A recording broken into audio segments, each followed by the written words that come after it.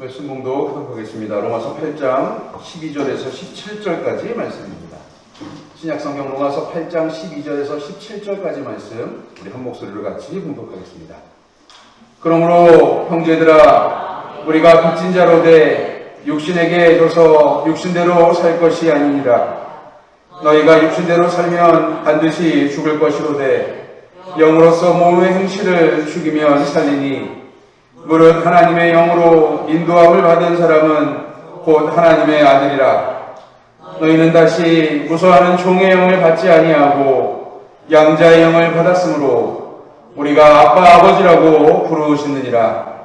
성령이 친히 우리의 영과 더불어 우리가 하나님의 자녀인 것을 증언하시나니 자녀이면 또한 상속자 곧 하나님의 상속자요 그리스도와 함께한 상속자니 우리가 그와 함께 영광을 받기 위하여 고난도 함께 받아야 할 것이니라. 이는 하나님의 말씀입니다. 아멘. 엄숙하게 장례식이 진행되고 있었습니다. 조문을 온 이들이나 유가족으로 보이는 고인의 아내, 자녀들이 검은 옷을 입고 슬픈 표정으로 앉아 있었습니다.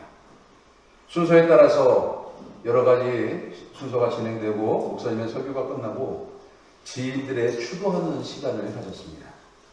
사회 저명 인사들이 나와서 고인에 대해서 과도할 정도로 심하게 좋은 추억과 평가를 하기 시작합니다. 그때 울고 있던 고인의 아내가 옆에 있던 아들을 툭툭 치면서 이야기해요. 오늘 네 아버지 장례식 맞니?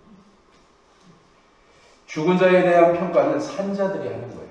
그렇죠? 살아있는 사람들이, 남아있는 자들이 먼저 간 이들을 평가하는 거예요. 저는 이 이야기를 인터넷에서 이렇게 보다가 그런 생각이 들었어요. 죄송합니다. 아직 젊은 제가 이런 표현을 해서 죄송합니다. 내가 만약에 먼저 하나님 나라에 간다면 내 자녀들이 나를 어떻게 평가할까? 무슨 이야기를 듣고 싶으세요? 고민을 해봤어요. 그러다 제가 듣고 싶은 건 우리 아버지 사람은 참 좋았어. 그 정도 이야기는 좀 듣고 싶어. 그리고 또 한 가지 거기에 하나 더 붙이자면 진짜 그리스도인이었어. 그런 이야기를 좀 듣고 싶어요. 조선시대에는 사대부가 세상을 떠나면 자손들이 제일 먼저 하는 것이 뭐냐면 고인의 행적과 또 일생을 책으로 내기 시작하는 거예요. 그래서 이것을 행장이라고 이름을 지어서 그것을 기록하기 시작합니다. 그리고 그 행장의 제일 앞부분에 뭐가 들어가냐면 누구의 몇 대 손인지, 다시 말하면 세계가 들어가는 거예요. 누구의 세계에 몇 세 손인지에 대한 이야기, 그리고 이름, 자와 호, 관양, 벼슬, 생월, 연월, 자손, 언행들에 대한 이야기가 쭉 기록이 되는 거예요. 요즘은 장교 문화가 화장, 납골당으로 변하면서 비석을 세우는 일, 행장을 만드는 일은 이제 우리들의 기억 속에서는 없어진 일이 되어버렸습니다. 비문도 비석도 사라져버린 시대를 살아가고 있습니다. 하지만 매장을 하거나 종중에 종중 단위의 공동묘지를 가지고 있는 분들의 그곳을 가게 되면 꼭 비석을 세워요. 저희도 1년에 2번 추석과 설날에 성묘를 가게 되면 종중산이거든요. 거기 가면 이렇게 산소들이 쫙 있어요. 그럼 저희 할아버지 찾아가서 꼭 뒤에 가서 제가 하는 게 뭐냐면요. 그 비석이라 누가 지우지도 못해요.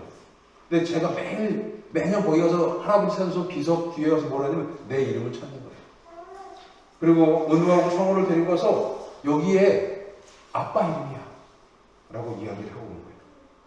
비석에서 제일 중요한 게 아마 누구의 몇 세 손인지, 그리고 또 이름이 무엇인지, 자손이 누구인지, 자녀가 누구인지를 기록하는 거예요. 고인이 남긴 자녀와 자손, 누구로부터 왔는지에 대한 이야기가 어김없이 보여주는 것이 고인은 떠났지만 그 비석이라고 하는 부분인 거예요. 우리 그리스도인은 그런 모습에서 어떤 비석을 써내려가고 있는지를 생각해 볼 필요가 있습니다. 성도, 집사, 권사, 장로, 누구누구 여기에 잠들다. 여러분 그 모습은 오늘 우리들로 하여금 이 땅에서 우리가 어떻게 살아갔는지에 대한 서술을 보여주는 거예요. 이 사람이 성도였다. 이 사람이 그리스도인이었다. 이 사람이 집사였고 권사였고 장로였다는 것을 보여주는 거예요. 그런데 그것은 단지 직분으로 보여주는 모습이 되어서는 안 됩니다. 내 이름 앞에 붙어야 되는 그 이름은 결국 내가 그리스도인이었다는 것, 다시 말해서 그리스도의 영향력을 가지고 살아가는 사람이었다는 것을 보여줄 수 있어야 한다는 거예요. 설교를 준비하면서 이런 생각이 미치기 시작하니까 부끄러워지기 시작했습니다. 누구한테 부끄러워요? 그리스도께 부끄러워요. 날 위해 십자가에 달려 죽으신 그 그리스도께 부끄러워지기 시작하는 거예요. 날 위해 죽으셨는데 나는 이 땅에서 과연 그리스도인으로 살고 있느냐는 겁니다. 하지만 세상에 매여 사느라 우리는 스스로를 이렇게 자유하면서 살았어요. 내가 너무 바빠서, 할 일이 많아서 지금 이 일만 끝나면 내가 그리스도인답게 살겠노라고 그렇게 약속하고 다짐하면서 그리스도인답게 사는 일들을 조금씩 미루고 살아왔을 때가 있었습니다. 나라고 하는 그리스도인을 통해서 하나님은 어떤 영광을 받으시기 원하실까요? 나를 창조하시고 만드시고 또 이 땅에서 끝까지 나를 사랑하시면서 십자가를 통해 구원하신 그 하나님의 사랑은 나를 통해 어떤 이야기와 어떤 평가를 받기 원하실까요? 여러분, 분명히 기억될 것은, 이렇게 표현해서 죄송합니다만 여러분들은 바울이 표현한 대로라면 그리스도의 편지예요. 축복의 통로입니다. 또 우리가 가장 보기 좋게 또 이해하기 쉽게 이야기하려면 그리스도의 묘지 앞에 있는 비석이 바로 우리들이 되어야 되는 거예요. 나를 통해 그리스도가 누군지, 그리스도가 어디서부터 왔고 어떻게 갔고 어떻게 살아갔는지를 보여주는 모습이 될 수 있어야 된다는 거예요. 특히 나를 사랑하심으로 끝까지 기꺼이 자신을 십자가에 내어주신 그 사랑을 기억하는 모습이 나를 통해 드러날 수 있어야 돼요. 왜냐하면 그 사랑을 받았기 때문에 그 사랑을 보여줄 수 있어야 되는 거예요. 사랑이 들어오는 것은 있는데 그 사랑이 변화되지 않고 나가지 않으면 그곳은 썩은 물, 썩은 웅덩이와 같은 모습이 될 수밖에 없는 겁니다. 그래서 오늘 본문에서 우리에게 이야기하는 빚진 자라고 하는 표현이 바로 거기에서 등장하는 거예요. 어쩌면 우리는 세상에서 빚진 자이기 전에 하나님 사랑의 빚진 자들이 되었다는 거예요.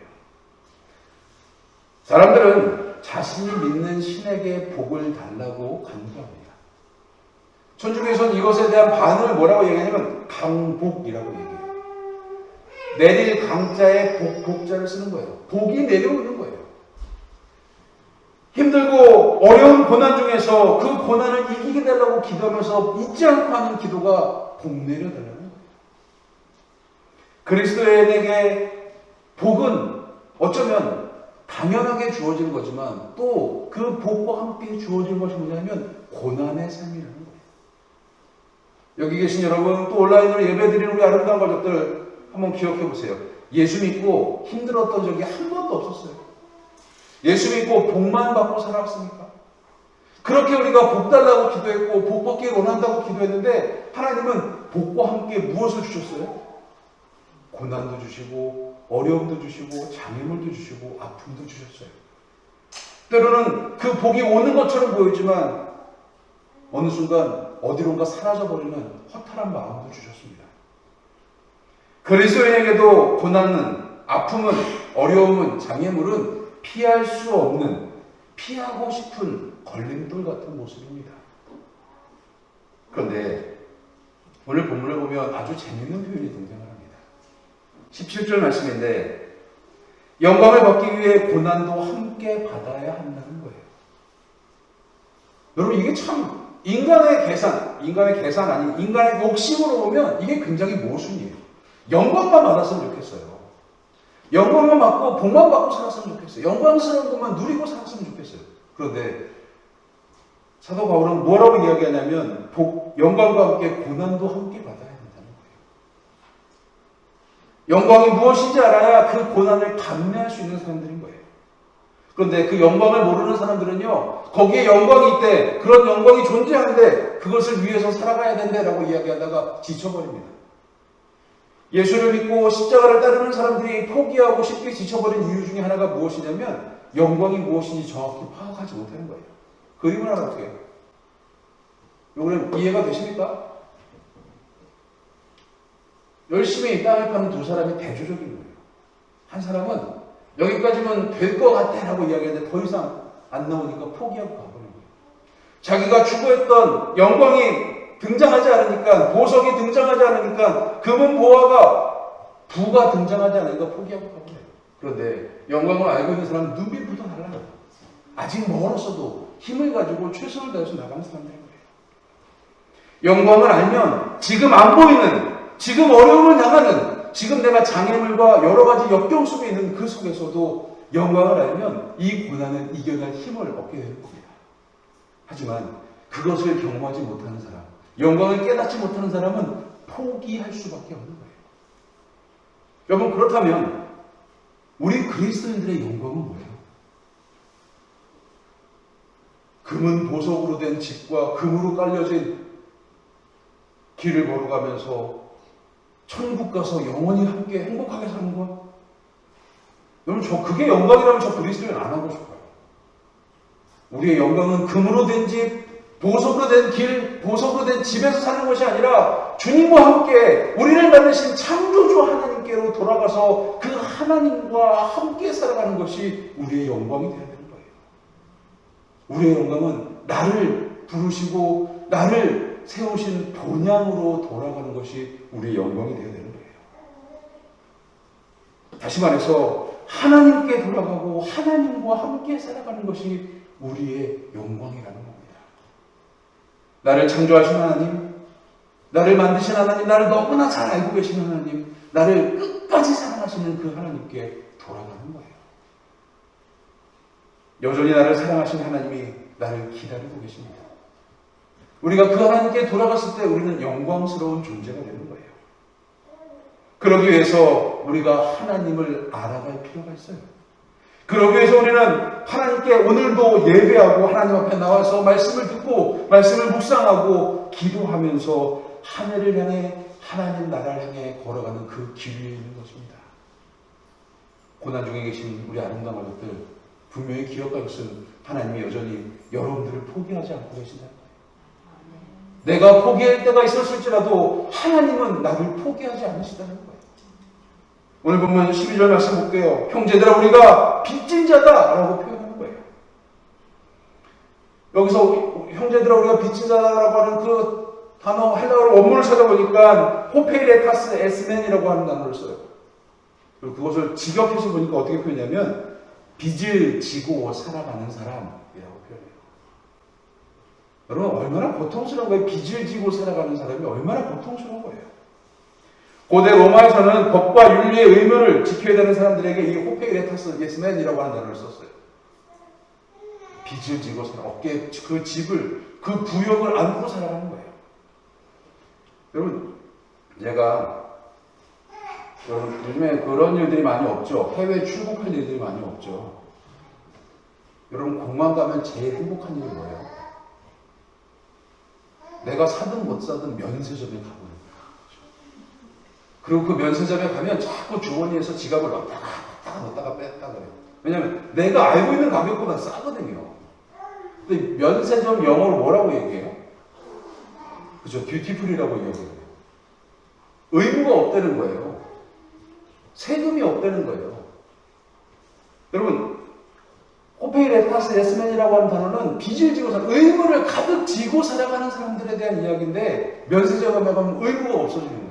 그러니까 자꾸 지갑을 넣었다가 뺐다가 계산기를 두드렸다가 포기했다가 그러는 거예요. 고대 로마 사회에서 시민들은 제일 먼저 로마의 신들에게 의무를 다해야 합니다. 그리고 로마라고 하는 나라, 로마라고 하는 제국의 의무를 다해야 돼요. 마지막으로 부모들에게 의무를 다하는 사람들이 로마 시민권자들의 제일 중요한 빚이었어요. 그게 의무였어요. 역할이었어요. 이를 고대 사회에서는 빚진 자라고 말하는 거예요. 그래서 의무를 말하는 빚진 자들의 모습은 오늘 우리들에게 제일 중요한 것을 사도 바울이 말해주고 있는 거예요. 의무를 행하고 살아가는 그 빚진 자들의 모습에서 육신대로 살아가는 것이 세상의 욕심을 가지고 살아가는 그 모습이 하나님께서 원하지 않는 모습일 수 있다는 거예요. 그리스도인들도 세상에서 살아가는 사람들입니다. 여러분 우리나라에도 의무가 있죠. 우리나라의 의무 뭐 있어요? 5대 의무 있죠. 납세의 의무. 기억나시네요. 다행입니다. 또 병역의 의무. 여러 가지 있어요. 자, 제가 여기서 말할 게 바로 이거예요. 병역의 의무, 납세의 의무. 세금을 이 땅에서 태어났으니까 세금을 이 땅에다 내야 된다는 거예요. 참 이거 어렸을 때 보면 되게 부당한 것 같은 거예요. 내가 태어나고 싶어서 태어났나?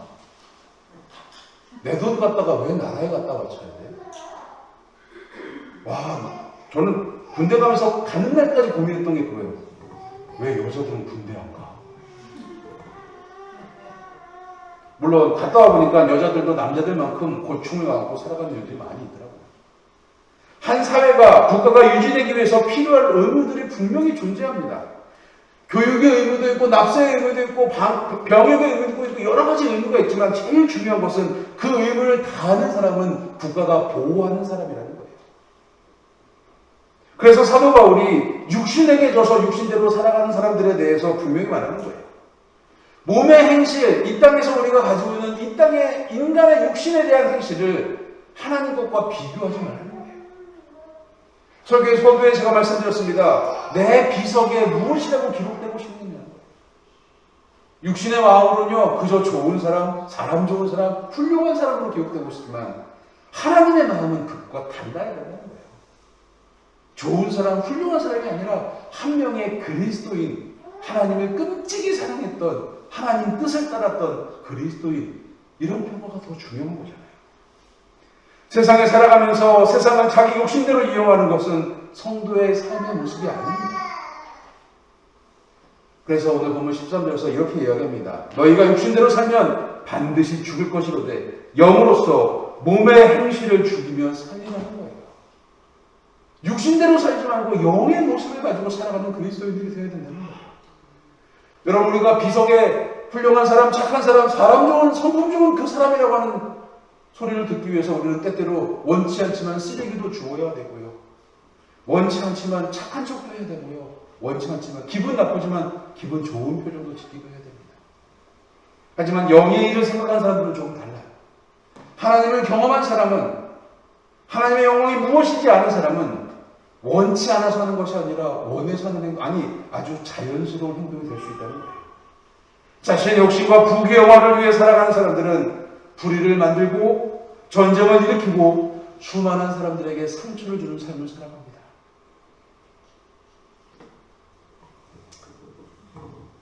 육신대로 살면 죄와 사망이 가득한 세상을 만들 수밖에 없어요. 제가 아는 한 목사님이 저에게 찾아와서 그랬어요. 야, 저 목사님은, 다른 목사님을 이야기하는 거예요. 저 목사님은 유명해지더니 변했어. 그게 무슨 얘기야? 어렸을 때는 너무나 친하게 지내고 형동생할 정도로, 선배, 후배할 정도로 그렇게 자기를 이뻐해주던 그 선배가 유명해지기 시작하니까 높은 자리, 소위 말해서 높은 자리에 앉아있는 목사님이 되기 시작하니까 변해다는 거예요. 어느 회의석상에 가서 자기가 좋아하는 그 선배, 어렸을 때부터 알고 짓던 선배가 나오길래 인사를 했대요. 손을 이렇게 악수를 하라고 손을 내밀었더니 그분이 하는 말이, 예, 제가 지금 모두한테 인사할 수 없어 먼저 가겠습니다 하고 죄송합니다 하는 거예요. 악수를 해주지, 그거 참. 여러분, 이런 일들에도 상처를 받아요. 사람의 욕심이 있는 순간에는, 사람의 마음이 되기 시작하는 순간에는, 육신대로 살아가기 시작하면 이런 일에도 상처를 받기 시작하는 거예요. 제가 그분한테 해줄 말이 없었어요. 그래서 제가 그분한테 뭐라고 그러지 아세요? 까짓거 그 사람한테 형이라고 부르지 마. 영은 하나님의 뜻이고 하나님 말씀이에요. 그런데 우리는 자꾸 육에 매여서 세상의 일에서 상처받고 그것이 해소되지 않으니까 그것을 좀 해소하려고 하는 게 나오는 사람들입니다. 그런데 그 하나님이 우리 세상에서 육신의 모습을 가지고 상처받고 아파하고 힘들어하고 어려워하는 우리들을 향해서 뭐라고 말씀하시는지 한번 보세요. 15절 말씀에 아주 재밌는 표현이 등장하잖아요. 뭐라고 얘기해요? 아빠, 아버지예요. 여러분, 여기서 말하는 아빠라고 하는 표현, 예전에 개혁 성경에는 아바 아버지라고 했어요. 아람어 번역을 그대로 해가지고 아바 아버지라고 표현했어요. 그래서 많은 이들이 그것을 개역개정 성경에서 아빠, 아버지라고 번역하니까 뭐라고 얘기했냐면 이것은 격식 없는 표현이다. 어린아이들이 하는 표현이다. 격화되는 표현이다. 이렇게 표현했어요. 그런데 아람어를 찾아보니까 그렇지 않더라는 거예요. 바울을 포함한 이방인 선교사 모두가 하나님을 부를 때 사용하던 단어가 이 아바라고 하는 단어, 아빠라고 하는 단어였다는 거예요. 어린아이가 아버지에게 아빠라고 부르는 게 격식 없는 표현처럼 보여요. 여러분, 그런데 제일 중요한 것은 뭐냐면요. 아빠라고, 엄마라고 하는 그 부르는 대상은 세상에 단 한 사람밖에 없다는 거예요. 한 명밖에 부를 수 없는 그 호칭에 대해서 격식 없는 표현, 격화되는 표현이라고 말할 수 없다는 겁니다. 성서학자들은 이 아바가 아버지를 부르는 격식을 가장 갖춘 말 중에 하나고 가장 세심한 언어의 중에 하나라고까지 표현하기도 합니다. 그래서 오늘 본문은 아빠, 아버지는 오늘 우리에게 주는 제일 중요한 의미, 내가 부를 수 있는 유일한 아버지, 나를 여전히 사랑하는 육신의 아버지가 아니라 나를 끝까지 사랑하는 창조주 하나님, 지금도 나를 포기하지 않는 하나님의 모습을 이야기하고 있어요. 고대 사회에서는 신의 자녀들은 투혼을 누리는 사람들이었습니다. 그래서 보통 사람들이 하지 못하는 일들을 해내는 사람들을 칭하기도 했습니다. 그러나 예수님은 신의 자녀로 이 땅에 오셔서 당시 세상 사람들이 생각하는 것과 정반대로 행동하셨어요. 부자들과 권력자들과 높은 성에 올라가서 그들에게 호령하는 것이 아니라 가난한 자들과 버림받은 사람들, 나그네되고 이방인된 사람들, 누구도 쳐다보지 않는 그들과 함께 식탁에 앉으시고 그들과 함께 밥을 먹으시고 그들과 함께 유숙하기를 원하셨습니다. 예수님의 제자 80%는 어부들이었습니다. 그들은 정규교육을 제대로 받지 못한 이들이었을 거예요. 그들은 세상에서 제대로 된 인정을 받아본 적이 없는 사람이었을 거예요. 그런데 가장 존귀했던 그 예수님과 함께 살아가니까 그들의 삶이 역전되기 시작해요. 뒤바뀌기 시작해요. 삶과 환경의 모습 모든 것이 바뀌었어요. 사도 베드로가 설교를 하기 시작하니까 많은 사람들이 놀라기 시작합니다. 그가 본디 평범한 사람인 줄 알았는데, 우리와 같은 사람인 줄 알았는데 저 사람이 저렇게 유식한 사람이었나? 하나님을 알고 예수님을 알고부터 그의 삶이 변하기 시작합니다. 너희가 육신대로 살면 반드시 죽을 것이로되 이 말씀이 바울을 보내는 편지의 성도들에게 무엇이라고 얘기하는 빚진 자, 세상의 전통과 세상의 삶의 방식으로 살아가는 사람들에게 오늘 본문 17절에서 다시 말하는 거예요. 영광을 받기 위한 고난도 있을 거라는 거예요. 세상에 속하지 않기 위해서는 그 세상의 빚진 자라고 하는 모습을 포기하고서라도 하나님을 따르는 자들이 필요한 시대였어요. 초대교회는 그것이 필요한 시대였어요. 세속사회는 경쟁과 투쟁을 통해서 강자와 약자를 나누고 차별이 당연시하던 시대였습니다. 본문을 통해서 사도 바울은 그런 성도들 간의 관계가 잘못됐다고 이야기하면서 하나님 안에서의 새로운 관계를 구축해야 된다고 말씀하는 겁니다. 지난 4월 말부터 5월 둘째 주까지 우리는 4주간 이웃사랑 헌금이라는 것을 진행했습니다. 처음에 시작은 몇 번 말씀을 드렸습니다만 처음에 시작은 필리핀의 깜댕 공동체를 섬겨온 홍성욱 선교사님이 저에게 전화를 했어요. 조 목사 잘 지내? 막 한참 얘기하다가 조 목사 우리 교회가 너무 힘들어. 코로나 때문에 교회들 대부분이 일용직인데 그 빈민 공동체 안에 수많은 사람들이 다 일용직인데 코로나 때문에 출근을 못해. 그래서 교회에서 선교를 하다가 더 이상 쌀을 나눠줄 돈이 없어. 조 목사님 교회 힘든 거 아는데 좀 도와줬으면 좋겠어. 기획회에서 제가 이 얘기를 했습니다. 기획회들이 아주 감사하게 감당을 하셨어요. 예산을 잡고 또 깜대뿐만 아니라 다른 것도 함께 했으면 좋겠다. 그래서 예산을 잡고 그 일을 진행했어요. 저는 믿음이 앞에서 그 예산이 모자랄 줄 알았어요. 예산이 차고 넘치게 결산을 받습니다. 그리고 깜대에 1.5분의 돈을 원하는 만큼의 돈을 보냈습니다. 정말 감사하게도 우리 교회에게 사진을 보내줬어요. 그거를 주고받는 사진. 그리고 밖에 게시판에 가면 이게 사진을 붙여놨는데 커다랗게 전지에 이렇게 써서 자기들이 아름다운 교회, 자기들 발음들 나눠서 썼어요. 그 선교사님 좀 가르쳐줬으면 좋겠는데 아름다운 교회에서 A-R-E-U-M 뭐 이렇게 썼어요. 저는 CHO 조계성인데 JO 조계성 다른 조목사가 또 있나 봐요. 아무튼 그래서 그렇게 써서 너무 감사하다고 사진을 보내왔습니다. 이따 광고 시간에 한번 보여드릴 텐데 카카오 채널을 한번 오픈을 해놨습니다. 쌀을 받은 사람들의 일부들을 제가 보니까 30가정이라고 보는데 봉투에 쌀을 묶어놓은 봉투의 숫자는 30개가 넘는 것 같아요. 훨씬 더. 그 사진을 보면서 굉장히 감정이 격해지기 시작했습니다. 그리고 주중에 수원에서 목회하신 황재 목사님이 저에게 전화를 했어요. 지정부에서 계좌로 입금한다고 해서 제가 황 목사님한테 연락을 드릴까 말까 하다가 우리가 남은 돈 중에 일부를 월세교회를 내는 교회를 후원하자라고 결의를 하고 황재 목사님께 보내기로 했어요. 근데 황 목사님 차가 아마 그 주중에 말썽이 났나 봐요. 고쳐야 될지 새 차를 사야 될지 고민하고 있는데 통장을 딱 열어보니까 우리 교회에서 그는 헌금이 들어와 있더라는 거예요. 하나님 뜻이구나라고 생각하면서 그것에 감사해서 저에게 전화를 했다는 거예요. 죄송합니다. 헌신은 여러분들이 다 하셨는데 영광은 제가 다 받았습니다. 저만 받아서 죄송합니다. 하지만 분명한 것은 하나님이 이 헌신을 보고 계실 거라는 거예요. 세상적으로 빚진 자들, 육체에 속한 사람들의 모습으로는 이 일이 이해할 수 없는 일들인 거예요.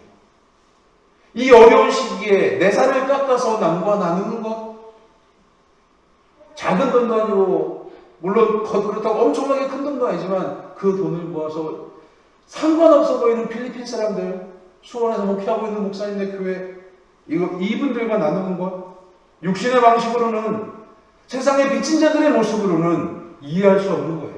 그런데 하나님의 영광을 보는 사람들의 모습으로는, 하나님의 영광을 경험한 사람들의 모습으로는 그것이 새로운 세계고 새로운 가치관이 될 줄로 믿습니다. 우리는 그리스도 안에서 한 형제 자매가 되었기 때문에 그 일을 감당하는 거예요. 나와 상관없어 보이는 그 사람이지만 내 귀에 들린 필리핀 빈민가의 그 사람들을 위해서 우리가 헌신하기 시작했습니다. 여러분, 그런데 오늘 우리들의 그 헌신을 통해서 하나님은 어떤 일을 만드시는지라고 보세요. 매일매일 그 쌀을 나눠줘야 된대요. 왜냐하면 그 빈민가 안에는 1000여 세대 가까이 빈민들이 있어요. 그러니까 이 깜댕 교회가 자기들끼리만 먹고 살 수가 없는 거예요. 쌀을 한 봉다리씩 이만큼 나눠서 나눠주는 거예요. 오늘은 이 동네, 보름 2주 있다가 이 동네, 2주 있다가 저 동네, 또 다시 이 동네 돌아가는 거예요. 그 쌀을 나누기 위해서 그 쌀을 나눠줬더니 소생하기 시작하는 거예요. 일용직으로 하루 먹고 하루 살던 그 사람들이 소생하기 시작하는 거예요. 힘들고 어려웠던 하나님의 공동체가 다시 회복되기 시작하는 거예요. 하나님의 자녀들은요, 세상의 방법을 무서워하지 않는 사람들이 되어야 됩니다. 세상적으로 세상에 빚만 지고 살아가는 사람들일지 모르지만 더 이상 육신에 속한 사람이 아니라 영에 속한 사람이기 때문에 하나님을 아버지라고 부르며 아빠라고 부르며 나가는 사람들이기 때문에 세상 속에 다른 역할과 다른 모습을 감당하는 사람들이에요. 세상의 빚의 방법이 아니라 하나님의 방법으로 세상의 빚을 갚는 사람들이 되어야 되는 거예요. 예수님은 이 모습을 세상 속에 빛과 소금이 되는 모습이 되어야 된다고 말씀하셨어요. 여러분, 세상에서 빛과 소금이 되고 싶으십니까? 감사합니다. 저는 늘 이렇게 여러분들에게 질문거리를 한두 가지씩 만들면서 대답하지 않으면 어떡하지? 이런 고민을 좀 하는데, 여러분 한번 보세요. 세상의 빛과 소금으로 살아가는 게 좋아요? 매일 24시간 365일 쉬지 않고 세상을 비춰야 돼요. 세상으로 소금으로 살아가는 게 좋아요? 맛을 잃지 않아야 되고 썩어지지 않아야 되고 버림받지 않아야 됩니다. 어떤 상황 속에서도 공부를 다 해야 되는 모습인 거예요. 빛과 소금은 어떤 모습에도 내 역할을 다 감당하는 사람들의 모습이 되어야 됩니다. 하나님이 필요한 것이 바로 이 빛과 소금 같은 그리스도인이에요. 이것이 우리가 이 땅에서 먼 훗날 영광을 바라보면서 빛과 소금의 역할을 감당하면서 이 땅에 고난당하는 이유 중에 하나일 거예요. 그렇다면 우리는 어떤 영광을 받기 위해 어떤 고난을 당하고 살아갑니까? 하나님을 아버지라고 부르는 그 특권을 누리며 살아가는 우리들에게 하나님의 자녀로, 하나님의 상속자로 예수 그리스도와 같은 상속자의 모습을 지니고 살아갑니다. 여러분, 그 상속자의 모습은요, 이 땅에서 어떤 변화를 가져오는지를 보여줄 필요가 없어요. 제 아는 목사님이 꽤 오래전에 결혼을 해서 오랫동안 지났는데 아이가 생기지 않았어요. 40대 중반에 아이를 입양하기로 하고 입양요청을 받아서 남자아이 하나를 데리고 왔습니다. 근데 이 교회 안에서, 그 교회에서 심호할 때는 이 목사님이 아이를 입양했다는 걸 그 교회들이 다 알았어요. 그리고 교회를 사역지로 옮겼습니다, 목사님. 새로운 사역지라서 새로운 교회들과 만났는데 그 교회들이 뭐라고 그러냐면요. 목사님 아들 누구누구가 목사님과 너무 똑같이 생겼어요. 목사님 속으로 웃었대요. 웃기고 있네. 그런데 그 이야기가 그 성도뿐만 아니라 매주 다른 성도들에 의해서 똑같이 이야기하는 거예요. 어느 날 아이를 데리고 목욕탕에 갔습니다. 일어나서 아이가 씻고 있는 모습을 보고 일어나서 탕에 들어가려고 그러는데 거울에 비치는 그 아이의 모습이 자기의 뒷모습하고 비슷하더라는 거예요. 그래서 목욕탕 안에서 아주 내추럴한 모습으로 그 아이를 지켜보기 시작했습니다. 걸음걸이, 움직임, 말투, 모든 것이 나와 닮아있더라는 거예요. 물론 유전자는 다릅니다. 다를 수 있습니다. 하지만 늘 같이 밥을 먹고 늘 같은 곳에서 자고 늘 아버지의 뒷모습을 보고 자란 자녀는 아버지를 닮아갈 수밖에 없어요. 우리 그리스도인도 마찬가지예요. 십자가 은혜를 경험하고 하나님을 아빠라고 부르기 시작하는 그 순간부터 우리는 하나님의 말씀을 듣고 하나님을 알아가고 하나님을 느끼면서 살아가면서 하나님을 닮아가는 성도들이 되어야 된다는 거예요.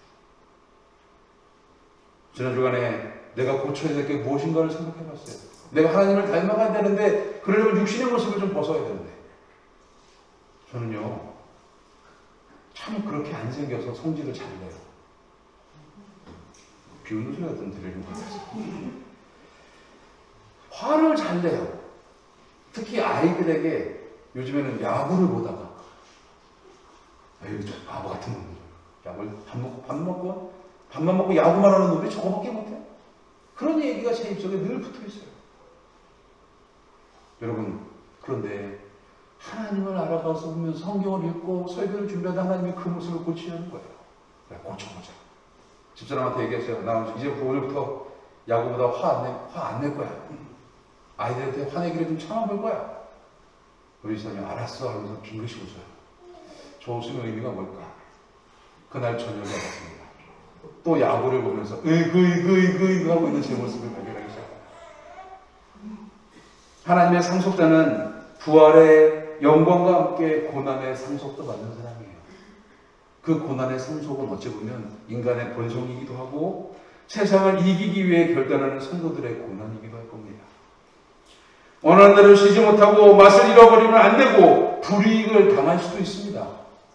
나의 약점, 나의 약한 부분 때문에 세상 속에서 손가락질을 당하고 저것도 목사야, 저 사람도 교인이야, 저 사람도 교회 다니는 사람이야, 저것도 교회야 라고 하는 소리를 들을 수도 있습니다. 하지만 그 고난을 넘어야 영광을 경험할 수 있는 거예요. 그 영광을 참여하는 것이 우리 그리스도인들의 본분이고 역할인 거예요. 우리 그리스도인들은 평생의 소원 다른 것 없습니다. 하나님을 아버지로 모시고 살아가는 거예요. 그리고 그 평생의 소원은 아버지를 닮아가는 거예요.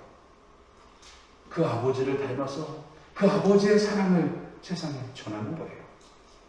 주님이 주신 능력대로 힘대로 살아가는 거예요. 이것이 세상의 힘과 능력처럼 과시하고 뽐내고 휘두르는 힘과 능력이 아니라 사랑하고 이해하고 낮아지고 끝없이 끌어안아줄 수 있는 모습이 되어야 된다는 거예요. 하나님의 자녀가 되어서 성도가 된 우리에게는 비전과 동기가 필요합니다.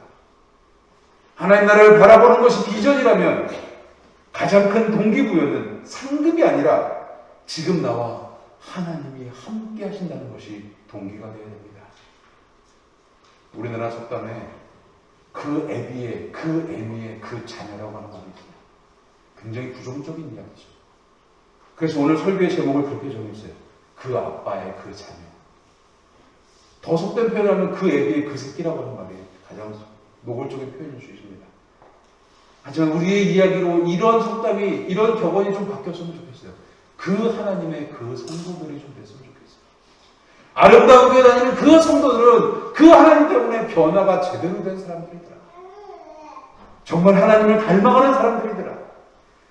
오늘 이 순간부터 우리가 살아가는 가정, 우리가 살아가는 동네, 우리가 살아가는 지역이 우리가 하나님을 알고 우리가 하나님을 사랑하고 하나님을 아버지라고 부르는 그 순간부터 우리의 삶이 좀 바뀌었으면 좋겠어요. 세상이 바뀌었으면 좋겠어요. 가정이 바뀌었으면 좋겠어요. 동네가 바뀌었으면 좋겠어요. 그 아빠의 그 자녀들이 바로 우리 아름다운 가족들이 되기를 간절히 소망해 봅니다. 오늘이라는 힘겨운 삶에서 하나님 나라만 바라보고 하는 우리 아름다운 가족들, 가다가 지칠 수 있습니다. 하지만 주님이 함께 계시기에 우리는 포기하지 않고 하나님 영광의 나라를 향해 걸어갑니다. 오늘 나는 하나님 나라를 향해 걸어가는 성도인지를 생각해 볼 필요가 있습니다. 세상에서 받는 고난을 이기고 하나님의 상속자로 영광을 누리는 우리 아름다운 가족들이 이 한 주도 하나님을 아버지 삼고 살아가는 이 한 주가 놀라운 축복의 한 주가 되기를 주님의 간절히 축원합니다. 기도하겠습니다. 하나님 아버지 감사합니다. 죄 많고 욕심 많은 우리를 자녀 삼아 주시니 감사합니다.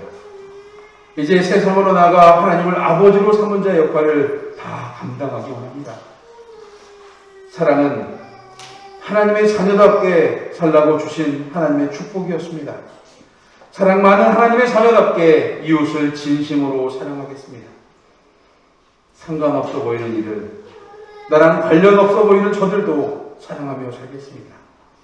또한 하나님과 다시 함께 살아갈 나라를 향해 걸어가는 그 길 위에서 영광을 바라보며 오늘도 이 고난의 삶을 묵묵히 감당하며 살기 원합니다. 주님, 이 한 주도 우리와 함께하여 주옵소서. 예수님의 이름으로 기도드렸습니다. 아멘.